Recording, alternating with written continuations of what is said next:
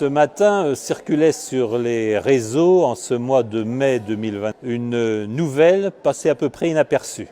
Une grande banque nord-américaine demande dorénavant à ses clients de justifier tout leur retrait d'espèces. Que ce soit 100 $, 500 $, 1000 $ ou davantage, ils doivent dire pourquoi ils choisissent de recourir aux espèces. On retrouve ici une tendance forte également à l'œuvre en Europe.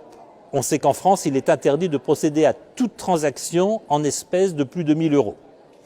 On sait qu'un certain nombre d'établissements bancaires, dès qu'ils sont confrontés à des retraits supérieurs à 1000 ou 2000 € dans le mois, demandent à leurs clients de les justifier.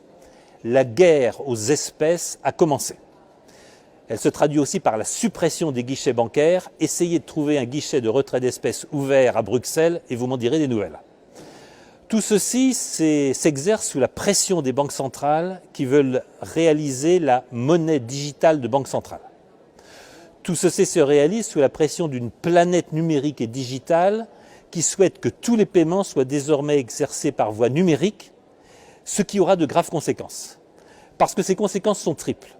La première, c'est naturellement la destruction de toute transparence. Les espèces vous permettent de procéder à des achats anonymes et en clair, de faire ce que vous voulez de votre argent.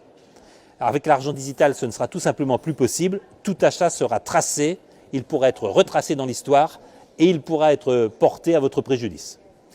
La deuxième conséquence, c'est un contrôle absolu par les banques centrales, non seulement du volume de monnaie en circulation, mais aussi des épargnes et des comptes excédentaires de tous les contribuables et de tous les citoyens. Ce qui signifie que la Banque centrale pourra d'un trait de plume limiter les retraits, voire limiter les volumes d'épargne et les volumes de monnaie. Il lui suffira de supprimer des signes monétaires dont elle contrôlera la totalité. Puis le troisième point, et c'est le cauchemar d'une démocratie, c'est l'arrivée du crédit social. Selon vos consommations, selon ce qui pourra être situé de vos consommations, par exemple, vous mangez trop de viande. Par exemple, vous consommez trop d'eau. Par exemple, vous roulez trop fréquemment en voiture et vous ne savez pas justifier vos déplacements. On pourra vous attribuer un crédit social, faire varier votre impôt et faire varier votre niveau de taxation. C'est ce qui a déjà lieu en Chine, mais c'est ce qui se prépare dans nos démocraties. Et voilà le réel point qui est en question. Je peux parfaitement comprendre que pour des raisons de contrôle de la masse monétaire, de contrôle de l'inflation et de reprise des masses considérables d'argent créées à partir de rien, les banques centrales se soucient d'un contrôle accru sur la masse monétaire.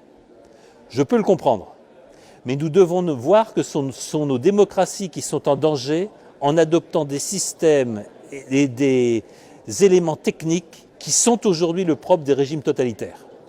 La propriété privée est un élément fondamental de nos démocraties. Le caractère sacré de la propriété privée et des contrats privés est un élément de base de nos démocraties libérales. Tout doucement, sous l'égide du numérique, sous l'égide de la transition écologique, sous l'égide de glissements présentés au nom des meilleures intentions, nous sommes en train d'abolir les différences qui séparent nos démocraties des régimes totalitaires.